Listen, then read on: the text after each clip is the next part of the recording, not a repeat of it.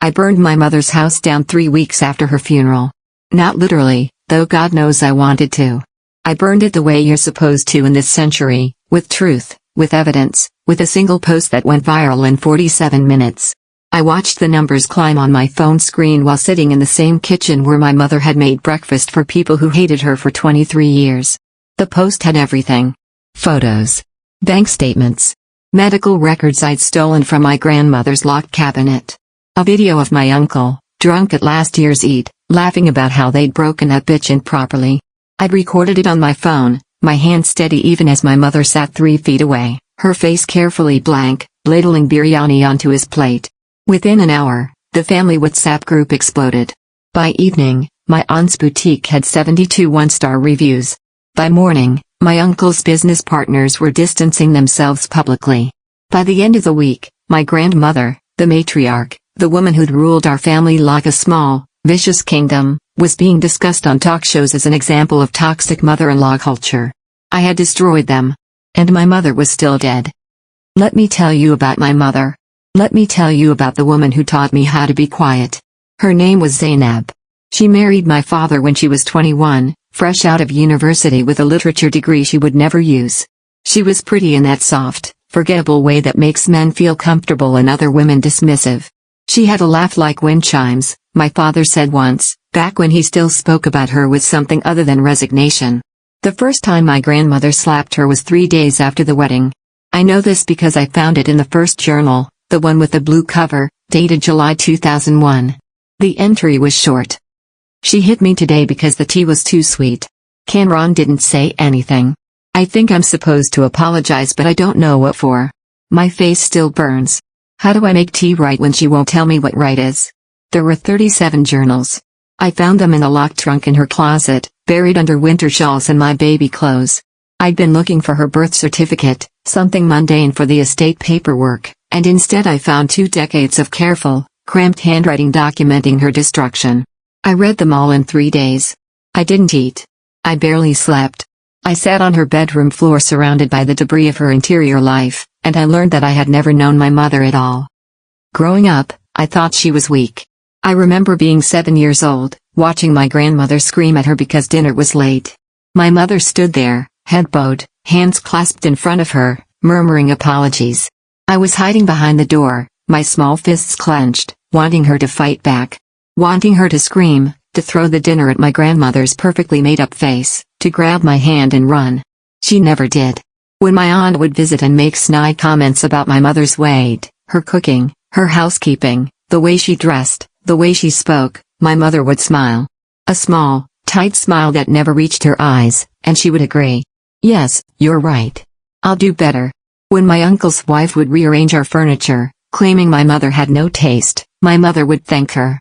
When my father would come home and side with his mother in arguments, my mother would apologize to both of them. I grew up watching this. I grew up thinking, weakness. Cowardice. Doormat. I swore I would never be like her. At 16, I fought back when my grandmother tried to criticize my clothes. I fought back when my aunt said I was getting fat. I fought back when anyone in that house tried to make me small. And every time, my mother would pull me aside afterward, her hands shaking as she gripped my shoulders. Please, she would whisper. Please, just be quiet. Just let it go. Why? I would demand. Why should I? Why do you? She never answered.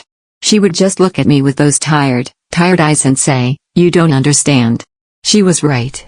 I didn't. Not then. Journal entry, March 2003. She's pregnant. Aisha, Cameron's sister, is pregnant and suddenly I am nothing. They're all so happy. They're planning everything, buying things, making arrangements. His mother asked me to give up the spare bedroom so they can store baby things. It's the only room in this house that feels like mine. I said yes. What else could I say? Cameron wants a baby too. He says it's time. But I'm so scared. What kind of mother can I be when I can barely survive myself? What if they treat my child the way they treat me? But maybe a baby would change things. Maybe if I gave them a grandchild, they would finally love me. I was born in December 2003. A girl, not the boy they wanted. The journal entry for my birth is water-stained. I think from tears. They looked at her like she was a disappointment before she even opened her eyes. My baby. My beautiful girl. Cameron's mother said, "Better luck next time," and left the hospital room. Cameron followed her. But when I held her, when I looked at her tiny face, I felt something I haven't felt in years. I felt fierce. I felt like I could burn the world down to keep her safe. I won't let them do to her what they've done to me. I won't. She kept that promise in the only way she knew how, by absorbing everything meant for me. Journal entry, June 2009. His mother said Alina was too loud today. That she needs to learn discipline. She went to get the wooden spoon from the kitchen. I saw the look in her eyes, the same look she gets with me. I told her I would handle it. I took Alina to her room and I held her and told her to cry into my shoulder so they wouldn't hear. Then I went back downstairs and I apologized for not raising her properly. I took the blame. I always take the blame. She's only 5. She's just a child. I'll take 1,000 beatings before I let them touch her. I don't remember that day. I don't remember most of the early days. But I remember being 8, 9, 10, and watching my mother take the fall for everything. Spilled milk. Broken dishes. Low grades on my report card. Late arrivals. Wrinkled clothes. Everything was her fault. She made sure of it. Journal entry, November 2015. Alina asked me today why I let them treat me this way. She's 12 now. Old enough to see. I wanted to tell her the truth, that every insult they throw at me is one they don't throw at her. That every time I bow my head, I'm teaching them to see me as the target, not her. But I can't tell her that. If I tell her, she'll feel guilty. She'll think she's the reason for my suffering. She'll think she needs to protect me, and then they'll turn on her instead. So I said nothing. I let her think I'm weak. It's better this way. Let her grow up strong. Let her grow up angry. Let her grow up nothing like me. I can live with her contempt if it means she survives this house with her spirit intact. Reading those words, sitting on her bedroom floor at 3 in the morning, I couldn't breathe. The weight of it, the calculation, the sacrifice, it was crushing. Every memory was reshaping itself in my mind. Every moment I'd been ashamed of her was revealing itself as a moment she'd been shielding me. The time I got in trouble for talking back to my grandmother and my mother took the blame, saying she'd raised me to be disrespectful. I'd been furious with her. I'd shouted that she was pathetic, that she was making it worse. She'd just stood there and taken my anger too. The time my aunt insulted my appearance and my mother agreed, adding more criticisms. I'd cried in my room, feeling betrayed. What I didn't know was that later that night, according to her journal, she had gone to my aunt privately and begged her never to comment on my looks again. She'd offered to take any insult, endure any humiliation, if they would just leave me alone. My aunt had laughed at her. But she'd mostly stopped, after that. Every cruelty I'd witnessed, every moment I judged her weakness, she'd orchestrated it all. A careful, painful performance designed to paint a target on her own back. Journal entry, September 2018. Alina is applying to universities. She wants to go abroad. Part of me is terrified. She's my whole heart, the only good thing in this life. But part of me is so relieved. She needs to get out of this house. She needs to be free of this place, these people.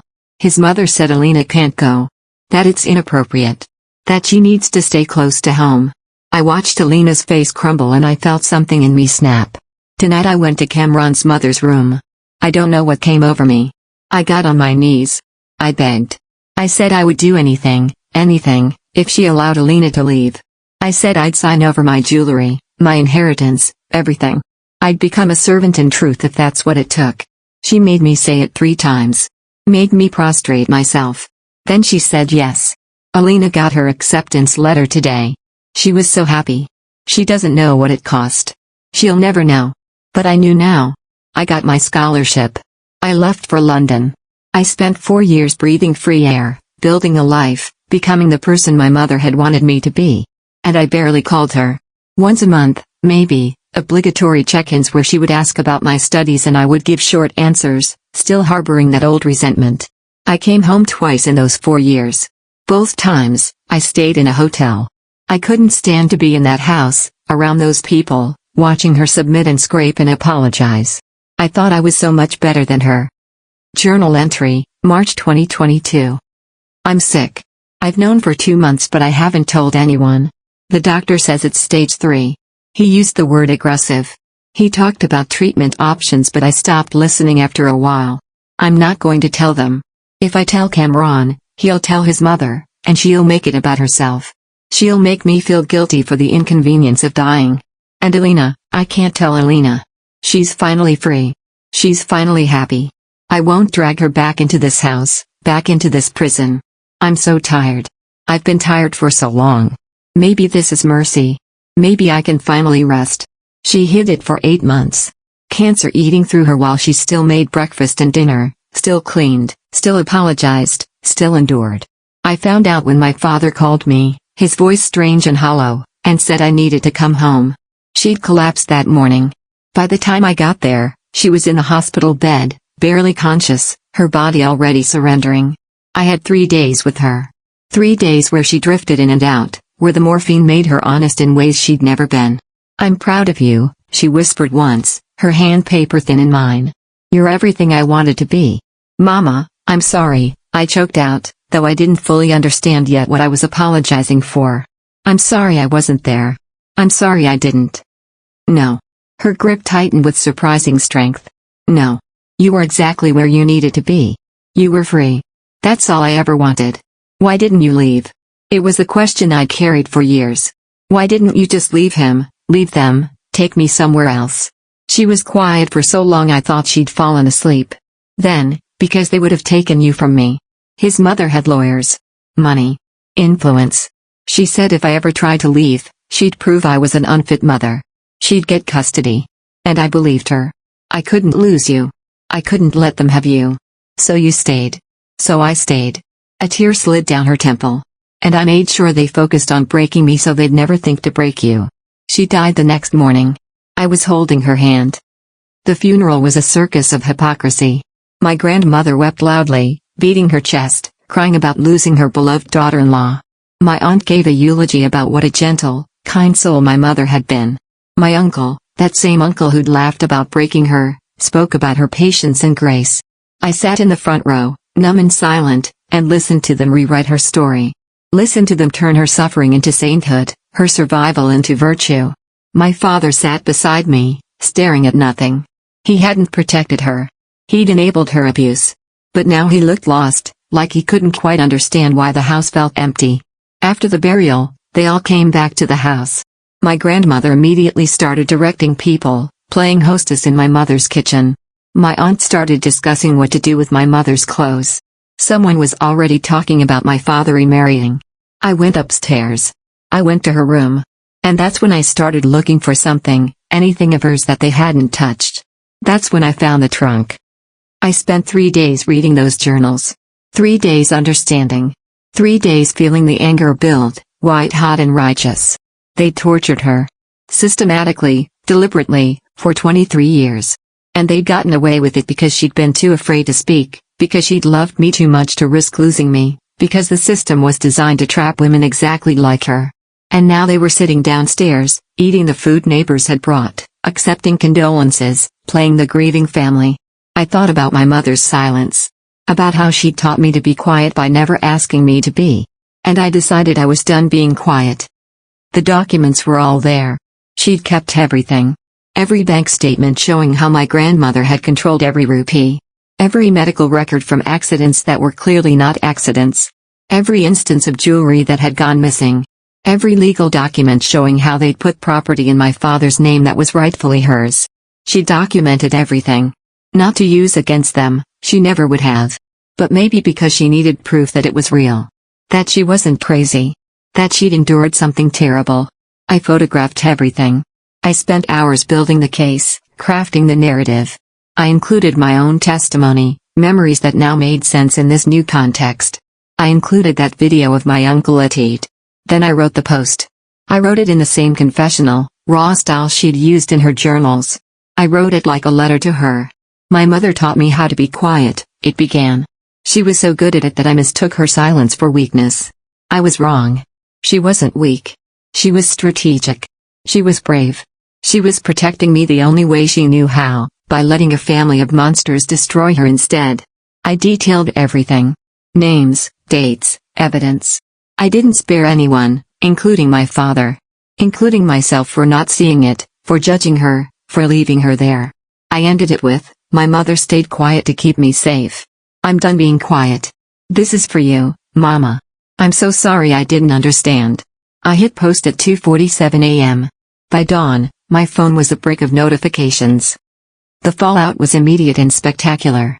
The post went viral in that specifically Pakistani way, shared in family WhatsApp groups, posted to Twitter with commentary, discussed on morning shows, debated in drawing rooms across the country. Everyone suddenly had an opinion about my mother, about my grandmother, about the toxicity of joint family systems and mother-in-law culture. My grandmother's friends turned on her. My aunt's boutique was boycotted. My uncle's business partners released statements. They were being publicly shamed in the court of social media, their names becoming synonyms for abuse. My father called me, begging me to take it down. "You're destroying the family," he said. "What family?" I asked. "The one that destroyed Mama?" My grandmother sent messages through relatives, threatening legal action. Then begging. Then claiming she'd always loved my mother, that I was misunderstanding, that I was making things up for attention. But I had the receipts. Literal receipts. And more importantly, I had my mother's voice, preserved in those journals, speaking truth from beyond the grave. The women who reached out, God, the women. Hundreds of them. Thousands. Sending messages about their own mothers, their own stories, their own inherited silence. My mother too, they wrote. My mother also. You gave voice to all of them. I was a hero. A whistleblower. A brave daughter speaking truth to power. And I felt nothing. Journal entry, May 2021. I've been thinking about revenge lately. Not seriously, I'd never do anything. But I think about it sometimes when I can't sleep. What it would be like if everyone knew what this family really was. If I exposed them. If I made them feel the shame they've made me feel. But I know I never will. Because if I did, Alina would be dragged into it. She'd become part of the story. The daughter of the abused woman. That would follow her forever. It would define her. I won't let that happen. My pain is mine. Let it die with me. Let her be free of it all, the abuse, yes, but also the narrative of it. Let her just be Alina, brilliant and strong and untouched by this family's poison. Some ghosts are better left quiet. I found that entry 2 weeks after the post went viral. I'd gone back to the journals, looking for more ammunition, more evidence. Instead, I found that she hadn't wanted this. She hadn't wanted me to fight this battle. She'd wanted me free of it entirely, free of the abuse, yes, but also free of the revenge, the anger, the consumption of it. I thought I was honoring her. I thought I was giving her justice. But what I'd actually done was make her pain public. Made her a symbol. Made myself the brave daughter of the martyred woman. I turned her suffering into currency, into social capital, into a viral moment. And in doing so, I'd become part of the story in exactly the way she'd never wanted. The media requests kept coming. News shows wanted me on. Publishing houses wanted a book. There was talk of a documentary. Everyone wanted to consume more of my mother's tragedy, to feel moved by it, to share it and comment on it and debate it. I said no to all of it. But the damage was done. When you searched her name now, you didn't find her obituary. You found my post. You found think pieces. You found her story filtered through 1,000 opinions, none of which had known her. My grandmother had a stroke. They said it was the stress. I felt nothing when my father told me. Later, I would feel guilty about feeling nothing, but in that moment, there was just emptiness. The family was destroyed, just like I'd wanted. My aunt's business failed. My uncle moved cities. Relatives stopped speaking to each other. They blamed me. They blamed each other. The whole structure collapsed. I'd won. So why did I feel like I'd lost everything? I went back to London. I tried to resume my life. But everywhere I went, I was that girl who exposed her family. People recognized me. Wanted to talk about it. Wanted to share their own stories of abuse. Wanted me to be some kind of warrior for justice. I started having panic attacks. Nightmares where my mother stood in front of me, not speaking, just looking at me with those tired eyes. Disappointed. I started seeing a therapist. An older woman, Pakistani herself, who let me cry for 3 sessions before she finally said, "What do you think your mother would say if she could see you now?" "I don't know," I whispered. "Yes, you do." And I did. I knew exactly what she'd say. She'd pull me close, hold me tight, and whisper, "Let it go. Just let it go. You don't understand." Except now I did understand. Too late, but I understood. Revenge hadn't healed me. It hadn't healed her. It hadn't changed the past or brought her back or made those 23 years of suffering mean something more. All it had done was ensure that her pain would never be private again. That she would be remembered not for who she was, a woman who loved literature, who had a laugh like wind chimes, who made the best chai even under pressure, who had dreams once, but only as a victim. Only as the woman who'd been broken. I thought I was giving her justice. But what is justice to the dead? What does revenge mean when the person you're avenging didn't want it? Journal entry, December 2023, her last entry. Alina came to visit. She stayed for 3 hours. She looked so beautiful, so healthy, so alive. She told me about her job, her friends, her life. She barely asked about here. About me. Part of me was sad. But mostly I was so happy. She doesn't belong to this place anymore. She's escaped. She's free. That's all that matters. Sometimes I look at her and I can't believe I made something so bright. That I kept something so precious safe, even while I was drowning. If she ever reads this, and I hope she doesn't, I hope these journals turn to dust unread, but if she does, I want her to know, I don't regret anything. Every sacrifice was worth it. Every moment of pain was worth seeing her free. You don't need to understand, my darling girl.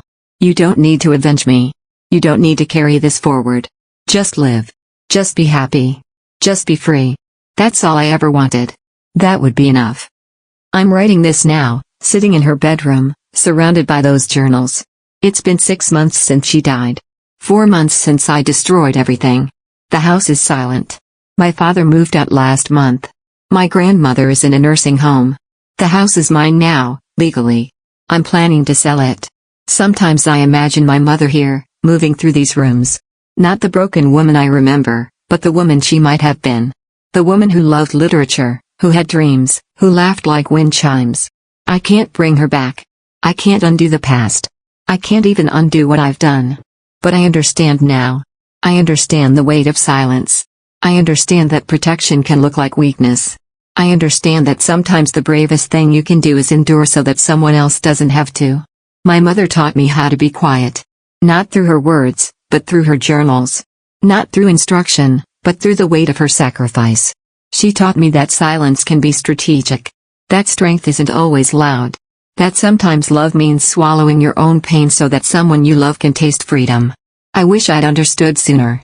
I wish I'd spent those 3 days in the hospital telling her I understood instead of apologizing for things she'd wanted me to do. I wish I'd told her it worked, her plan worked. She'd kept me safe. She'd made me strong. She'd set me free. I wish I'd said thank you instead of I'm sorry. There's one journal I haven't mentioned. A small one, different from the others. I found it yesterday, tucked into an envelope addressed to me. Inside was a single entry. My darling Alina. If you're reading this, I'm gone. And if you've found the other journals, you know everything now. I imagined you're angry. At them, at me, at the world. That's okay. Be angry. You have every right. But please, please don't let that anger consume you. Don't let my story become your story. Don't let their poison become yours. I chose silence because it was the only weapon I had. I chose to endure because it kept you safe. I don't regret that. I'd do it all again. But you have choices I never did. You have freedom I never tasted. You have a voice I never used. Use it. But use it for building, not destroying. Use it to create the world I dreamed of, not to punish the world that hurt me. I don't need revenge, my love. I never did. I just needed you to be free. And you are. So live. Loudly, boldly, fiercely. Love without fear. Speak without permission. Be everything I couldn't be. But also, my darling, and this is important, learn to let go. Learn to forgive. Not for them, but for you. Because carrying hate is another kind of prison, and I didn't endure what I endured just to watch you lock yourself in one of your own making. Be free in every way. That's all I ever wanted. That would be enough. That would be everything. With all my love, Mama. I read that letter every day now. I carry it with me, folded in my wallet, against my heart. The viral post is still up. I won't take it down, that would be its own kind of lie. But I haven't given any interviews. I haven't written the book. I've declined every opportunity to profit from her pain. Instead, I'm doing something else. I'm using the money from selling the house to start a shelter. A place for women who need to escape but are afraid of losing their children. A place that understands the impossible calculus my mother faced every day. It won't bring her back. It won't erase what happened. It won't even really count as justice. But maybe it's closer to what she would have wanted. Not revenge. Not destruction. But something built from the rubble. Something that turns pain into protection for others. My mother taught me how to be quiet. But she also taught me, through everything she didn't say, through everything she endured, the difference between silence that protects and silence that enables. She taught me that sometimes you have to swallow your voice to keep someone safe. But she also taught me, though she probably didn't mean to, that once that someone is safe, once they're free, it's time to speak. Not for revenge. Not for destruction. But for truth. For change. For all the other mothers and daughters still trapped in houses like the one I escaped. I visit her grave every week. I tell her about the shelter. About the women we're helping. About the children we're keeping with their mothers. I tell her I understand now. I tell her I'm sorry it took so long. I tell her she wasn't weak. She was the strongest person I've ever known. And I tell her I'm trying, really trying, to let go of the anger. To forgive. Not for them, but for me. Because she's right. Carrying hate is another kind of prison. And she didn't endure 23 years of hell just to watch me lock myself away. So I'm learning. Learning to be quiet when it matters and loud when it counts. Learning to protect without destroying myself. Learning to speak truth without making it the only truth I tell. Learning, slowly, to be free in the way she always wanted me to be. My mother taught me how to be quiet. But in the end, she taught me something more important, how to choose when to break the silence. And for whom. And why. I just wish she was here so I could tell her I finally understand. I wish I could tell her it was enough. She was enough. That everything she did, everything she sacrificed, everything she endured. It was more than enough. It was everything. But life doesn't end with understanding. That's the thing about epiphanies, they're just beginnings disguised as endings. 3 months after I started the shelter, a woman named Farah showed up at the door with a black eye and a daughter clutching her leg. The daughter was maybe 5, the same age I'd been when my mother started her careful campaign of absorption. I saw your interview, Farah said quietly. The one interview I'd finally agreed to, for a women's organization, where I talked about the shelter instead of the scandal. I thought. Maybe you'd understand. I did understand. Too well. Her story was different in details but identical in architecture. A husband who'd seemed kind before marriage. In-laws who'd turned her into a project of renovation, then punishment when she couldn't be fixed to their specifications. Years of escalation. A daughter who was starting to notice. Starting to ask questions. I need to leave, Farah whispered, but his mother said if I try, she'll take my daughter. She knows a judge. She has money. She said no court would give custody to a woman who abandons her marriage. I felt something crack open in my chest. This was my mother's story. This was the trap that had held her for 23 years. Stay, I told Farah. We'll figure it out. You won't lose your daughter. I promise. It was a promise I had no right to make. But I made it anyway. The shelter grew faster than I'd anticipated. Within 6 months, we had 12 women and 19 children. Each one carried a variation of the same story, abuse wrapped in respectability, violence disguised as discipline, control masquerading as culture. And each one was terrified of losing her children. I hired lawyers. Good ones, expensive ones, paid for with what remained of my mother's inheritance and my own savings. We started documenting everything, building cases the way my mother had built hers, except we were building them to use. But it wasn't enough. For every woman we helped, there were dozens more trapped in the same calculation, endure abuse or lose your children. The system itself was a prison. I started speaking publicly about it. Not about my family, I'd said enough about them, but about the legal and social structures that kept women trapped. About custody laws that favored keeping families together over keeping people safe. About economic dependence. About how silence wasn't a choice but a survival strategy. Some people listened. Others said I was attacking Pakistani culture, undermining the family unit, westernizing our values. You're becoming an activist, my therapist observed during one session. I don't want to be an activist, I said. I just want to fix what couldn't be fixed for your mother? I went quiet. She was right, of course. Every woman I helped was a chance to save my mother retroactively. Every child who got to stay with her mother was me, in an alternate universe, escaping with mine. That's not necessarily bad, my therapist continued. But you need to be careful. You can't save everyone. You can't undo the past by fixing the present. Then what's the point? The point is that you're helping people who need help now. Not because it changes what happened to your mother, but because it's the right thing to do. There's a difference between healing through helping and helping to avoid healing. I thought about that for a long time. Journal entry, August 2019. Alina came home for Eid. She's been gone for 2 years now and I barely recognize her. She's so confident, so articulate. She argued with Cameron's mother today, actually argued, raised her voice, stood her ground. I watched from the kitchen doorway, my heart in my throat. His mother was furious afterward. She said I'd raised a disrespectful daughter. She said it was my fault for being too soft with her.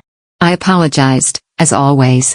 But secretly, quietly, I was so proud I thought my chest would burst.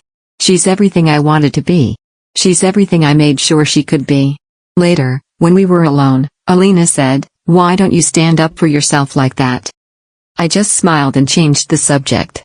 How could I explain that her ability to stand up to them is the whole point? That watching her fight back means my silence worked? Some gifts can't be explained. They can only be given. Reading that entry now, I finally understood something else.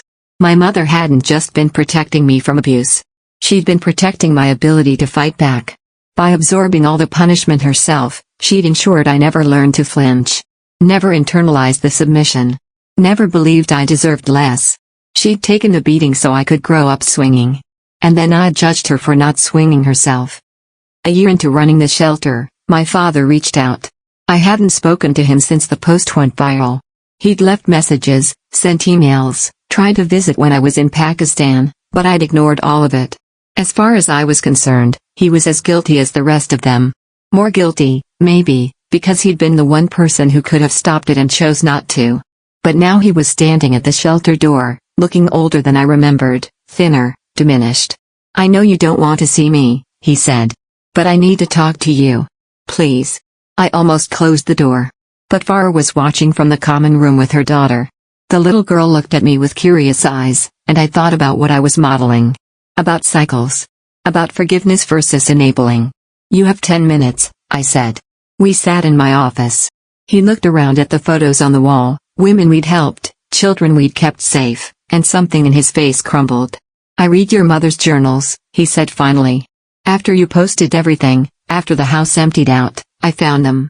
I read every word. Good for you." "I didn't know," he said. "I know that sounds impossible. I know it sounds like a lie. But I swear to you, Alina, I didn't know how bad it was. You watched it happen. I watched my mother discipline my wife. I watched family disagreements. I watched." He stopped, his hands shaking. "I watched what I was raised to think was normal. Women managing household conflicts. Mothers-in-law establishing authority. I thought your mother was just sensitive. That she needed to toughen up. She had cancer for 8 months, I said coldly. She collapsed from it. You didn't notice she was dying." He flinched like I'd hit him. I know. There's no excuse. I was." He struggled for words. "I was so busy making them happy. My mother, my sister, everyone. I thought if I could just keep everyone peaceful, if I could just balance everyone's needs. I didn't realize I was choosing them over her. Over you. Every single time. She chose us," I said. "That's the difference. Every day, she chose to protect me.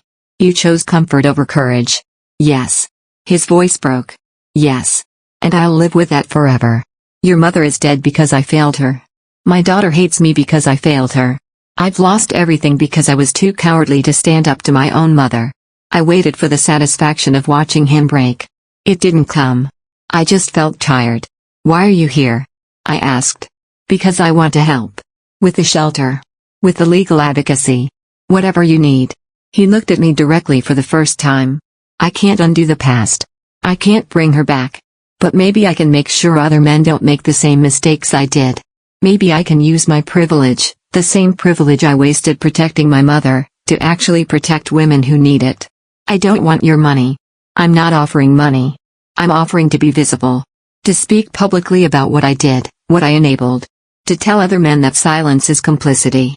That watching your wife suffer to avoid conflict with your family makes you an abuser too. I stared at him. This was either the most manipulative play for redemption I'd ever seen, or something genuine. I couldn't tell which. You can't do this to feel better about yourself, I said. You can't do this to earn forgiveness or wash away guilt. That's not how this works. I know. And I might never forgive you. Working together doesn't mean we're reconciled. I know. And if you ever use this work to center yourself, to make yourself the reformed villain in some redemption story, I will destroy you the same way I destroyed your mother. He nodded slowly. I deserve that. I thought about my mother's last letter. About forgiveness. About letting go. About not letting hate become its own prison. I thought about Farah's daughter, watching this interaction, learning what accountability could look like. Fine, I said. But you start by sitting in the back of the room and listening. You don't speak until you've heard 100 stories. You don't offer solutions until you understand the problem. And you never, ever speak over a woman who's trying to tell her truth. Okay. And you're in therapy. Non-negotiable. I'm already in therapy. That surprised me. Maybe there was hope for him after all. Or maybe I was being naive. Time would tell. Having my father involved was strange. Painful. Sometimes productive. He did exactly what I'd asked, sat in the back, listened, took notes, cried more than once. When he finally started speaking publicly, he was raw and honest in ways that made people uncomfortable. I watched my wife die slowly for 23 years, he said in an interview that went viral in its own right. Not from cancer, she died from that quickly. She died from neglect, from complicity, from my cowardice. And I told myself I was keeping the peace. I told myself I was respecting my mother. I told myself my wife was just too sensitive. What changed? The interviewer asked. My daughter showed me what I'd been too blind to see. And my wife, through her journals, showed me what I'd been too complicit to acknowledge.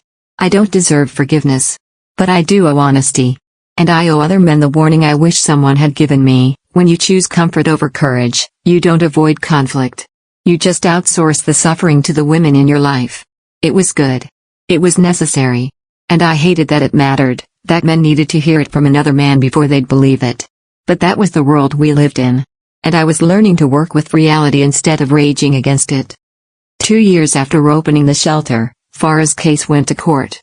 Her husband's family had found her, demanded she return, threatened legal action when she refused. They filed for custody of her daughter, just as they'd threatened. We had a case. We had documentation. We had medical records, photos, witnesses. We had everything my mother had gathered but never used. But we also had a judge who believed in keeping families together. Who thought women exaggerated abuse. Who made it clear, in every ruling, that he didn't think a woman leaving her husband was sufficient grounds for maintaining custody. I sat in that courtroom and felt 23 years of my mother's fear crystallize into understanding. This was why she'd stayed. Not because she was weak, but because she'd been absolutely right about what would happen if she left. The judge ruled partial custody. Farah would keep her daughter most of the time, but the father, the man who'd beaten Farah, who'd stood by while his mother terrorized her, would get weekends and holidays. Farah collapsed in the hallway outside the courtroom. He'll hurt her, she sobbed. When she's alone with them, they'll hurt her just like they hurt me. I held her while she cried and felt the full weight of inherited trauma. This cycle didn't break. It just found new victims. We appeal, I said. We fight. We document everything. And next time, we win. But I wasn't sure I believed it. Journal entry, October 2020. I dream sometimes about alternate universes. Versions of my life where I was braver. Where I left. Where I took Alina and ran and somehow made it work. In those dreams, we live in a small apartment. Money is tight. I'm working multiple jobs. It's hard. It's exhausting. But Alina is safe. And I am free. Then I wake up and remember that in reality, if I'd left, they would have taken her from me. The courts would have sided with Cameron's family, their money, their influence, their lawyers. I would have been labeled an unstable woman who abandoned her marriage. They would have proven I couldn't provide. And my daughter would have grown up in that house without me to shield her. So I stay in this universe. The one where I endure so she doesn't have to. Where I play weak so she can be strong. Where I surrender my own freedom to guarantee hers. Sometimes I wonder if she'll understand that someday. Probably not. Probably she'll just think I was too broken to fight back. That's okay. Let her be angry at me. Anger means she never learned to be afraid. Reading that now, in the wake of Farah's partial defeat, I understood something new. My mother's sacrifice hadn't been wrong. Given the system she was trapped in, she'd made the right strategic choice. The problem wasn't her silence. The problem was a world that made silence the only rational option.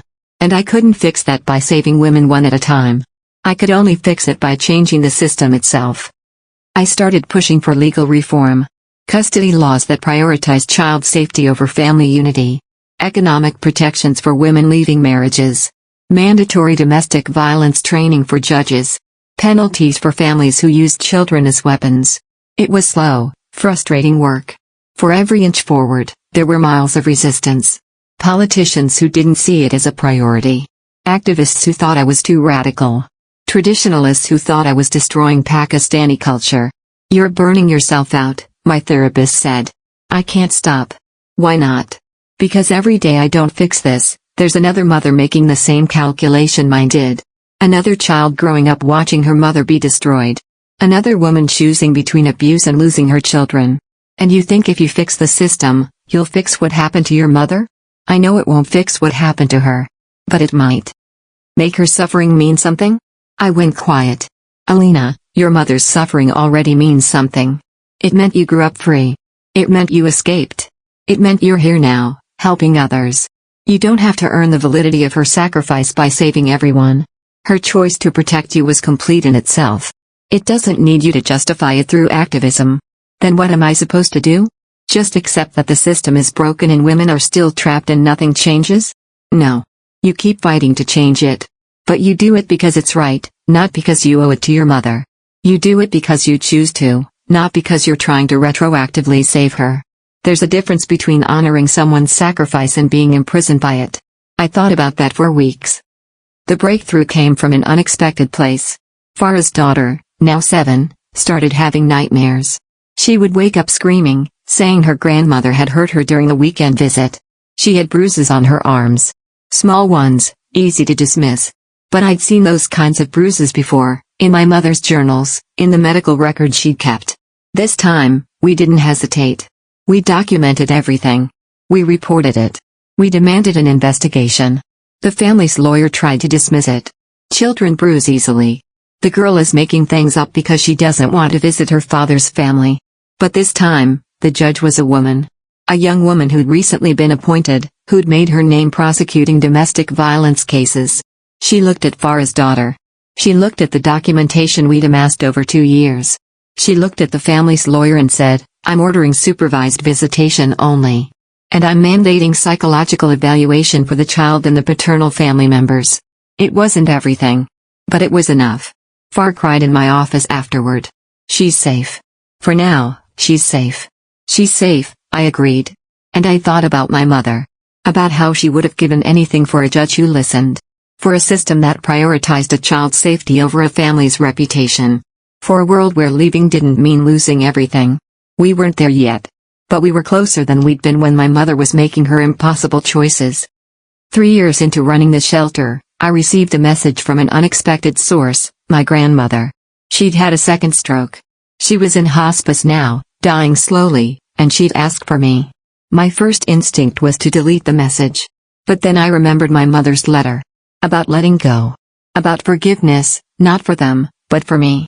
I went to see her. She looked ancient in that hospital bed, shrunken and fragile. Her eyes were still sharp, though. Still calculating. You destroyed us, she said. Her voice was weak but venomous. Yes. Your mother would have been ashamed of you. I pulled a chair beside her bed. No. She wouldn't have. She would have been terrified for me, worried about me, afraid I was carrying too much. But not ashamed. We gave her everything. A home. A family. Respect. You gave her prison and called it shelter. She turned her face away. For a long moment, there was only the beeping of machines, the antiseptic smell of approaching death. Did you come here to gloat? She asked finally. No. I came because you're dying and despite everything, you're still my grandmother. And because I wanted to understand something. Understand what? Why? Why her? Why was it necessary to break her? She was quiet for so long I thought she'd fallen asleep. Then, she wasn't like us. She was soft. Weak. She thought love was enough. She thought she could come into this family and just be herself. She didn't understand that a woman has to earn her place. Has to prove she can withstand pressure. That's how you become strong. That's how you become broken. Strength and breaking are the same thing. I was broken too, you know. By my mother-in-law. That's how I learned. That's how every woman learns. And there it was. The cycle, stretching back through generations. My grandmother had been my mother. Her mother-in-law had been my grandmother. On and on, women breaking women because they've been broken themselves. It stops with me, I said. She laughed, a brittle, awful sound. No, it doesn't. You'll have a daughter someday. And you'll try to teach her to be strong. And you'll end up breaking her too. That's how it works. No, I said firmly. I'm breaking the cycle, not breaking a daughter. I'm teaching women they don't have to endure. That they have options. That silence isn't the only strategy for survival. And what happens when the world breaks them anyway? She looked at me with something like pity. You think you're saving them. But you're just teaching them to be soft. And the world eats soft women alive. My mother was the strongest person I've ever known. And she was soft. Those things aren't opposites. She closed her eyes. You're naive. Just like her. Maybe. But I'd rather be naive and fighting than wise and complicit. She died 2 days later. I didn't go to the funeral. My aunt called afterward, crying, saying I dishonored the family by not attending. I listened to the voicemail once, then deleted it. I was done performing for people who'd never see me as anything but a traitor to their version of family. Done explaining myself to people who thought abuse was discipline and silence was strength. I had work to do. Journal entry, February 2024, written by me, in my own journal. I've started keeping a journal. It feels strange, writing to no one, writing for no purpose except to remember. But maybe that's what Mama was doing too, writing to remember who she was underneath all the submission. I've been thinking about inheritance. Not money or property, but the other things we pass down. Trauma, yes. But also resilience. Strategy. Love that looks like something else. Mama taught me survival by making sure I never had to learn it. She taught me strength by showing me what it looked like to endure the unendurable. She taught me love by sacrificing everything and asking nothing in return. And now I'm trying to teach something different. Not how to endure, but how to escape. Not how to be silent, but when to speak. Not how to break yourself to save someone else, but how to stay whole while still protecting others. I don't know if I'm doing it right. Most days I feel like I'm failing. The shelter is always too small. The laws change too slowly. The women keep coming, their stories all echoes of my mother's story. But yesterday, Farah's daughter drew me a picture. It was of her and her mother, holding hands, smiling. She said, "This is us being safe." And I thought, this is what Mama wanted. Not revenge. Not destruction. Not even justice, really. Just safety. Just peace. Just the simple, radical act of a child growing up feeling protected by her mother instead of terrified for her. That's worth fighting for. That's worth the exhaustion, the frustration, the slow grinding work of changing things one case at a time. I wish I could tell her that I finally understand. That her journals weren't just a record of suffering, but a handbook for survival. That her silence taught me when to speak. I wish I could tell her that I've forgiven her for all the things I resented. That I understand now why she never fought back, never left, never stopped protecting me even when I didn't know I needed protection. Most of all, I wish I could tell her, I'm okay, Mama. Your sacrifice wasn't wasted. I'm using the freedom you gave me to buy freedom for others. I'm okay. You did enough. You were enough. Rest easy. 5 years after my mother's death, the custody law reform bill passed. It wasn't everything I'd fought for, but it was significant. It mandated that in cases involving documented domestic violence, the safety of the child took precedence over keeping families together. It required domestic violence training for all family court judges. It provided legal aid for women leaving abusive situations. My father and I stood together at the signing ceremony. We weren't close, I don't know if we ever would be. But we were working toward the same goal, and that was enough. She would have been proud, he said quietly, watching the minister sign. She would have been terrified it was too late, I corrected. She'd be thinking of all the women this won't reach in time. All the children who'll still suffer. That sounds like her. And like you. I looked at him. I'm nothing like her. You're exactly like her. You're just fighting a different battle. She fought to save one child, you. You're fighting to save all of them. But the instinct is the same. The sacrifice is the same. Maybe he was right. Maybe we were more alike than I wanted to admit. My mother had used silence as a weapon to protect me. I was using voice as a weapon to protect others. But both of us were doing the same thing, choosing which battles to fight and which ones to endure. Choosing what to sacrifice and what to protect.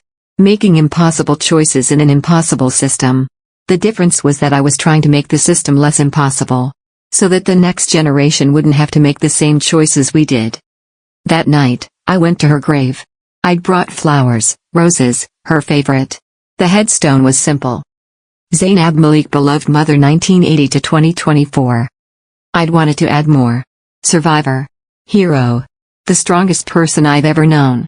But in the end, the simplicity felt right. She'd spent her whole life being invisible. Maybe in death, she could just be herself. I sat on the grass beside her grave and told her about the law. About Farah and her daughter. About the shelter, now housing 32 women and 53 children. About the families we'd kept together by helping them escape. About the children who'd never learned to flinch. I'm still angry sometimes, I admitted. Angry at what you went through. Angry that you had to make those choices. Angry that I can't go back and save you. The wind rustled through the trees. Evening was falling, painting the cemetery in shades of amber and gold. But I'm learning. Learning that I can't save you by saving everyone else. Learning that honoring your sacrifice doesn't mean replicating it. Learning that breaking cycles means making different choices, not denying that the cycles existed. I traced my fingers over her name on the headstone. I'm learning how to be quiet when it matters. And how to be loud when it counts.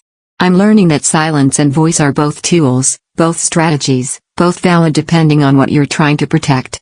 A family walked by, carrying flowers to another grave. The daughter, maybe 10 years old, held her mother's hand. They were laughing about something. Safe in that casual, unremarkable way that my mother had died to give me. Thank you, I whispered. For everything you gave up so I could have this. For every moment you swallowed your voice so I could find mine. For staying so I could leave. For breaking so I could stay whole. I wiped my eyes. I promise I won't waste it. The freedom you bought me, I'm using it. I'm using it to buy freedom for others. And maybe someday, there won't need to be a choice. Maybe someday, women won't have to sacrifice themselves to save their daughters. Maybe someday, being soft won't be dangerous. The sun was setting now, the last light catching on the headstone. I stood, brushed grass from my clothes, and took one last look at her grave. I love you, Mama. And I finally understand. You taught me how to be quiet. But more than that, you taught me why. When to hold silence as a shield. When to wield voice as a sword. You taught me that love can look like surrender. That strength can look like weakness. That sometimes the bravest thing you can do is endure so someone else doesn't have to. I'm teaching something different now. Teaching women they have choices. Teaching men they have accountability. Teaching children they deserve safety. But I'm teaching it because of you. Because you showed me what was worth protecting. And what it costs to protect it. I picked up my bag, ready to leave. Ready to go back to the shelter, to the work, to the slow, grinding process of changing things. Rest easy, Mama. Your daughter is free. And she's fighting to make sure others can be too. That's what you wanted, right? That would be enough? The wind picked up, warm and gentle, like an answer. That would be everything.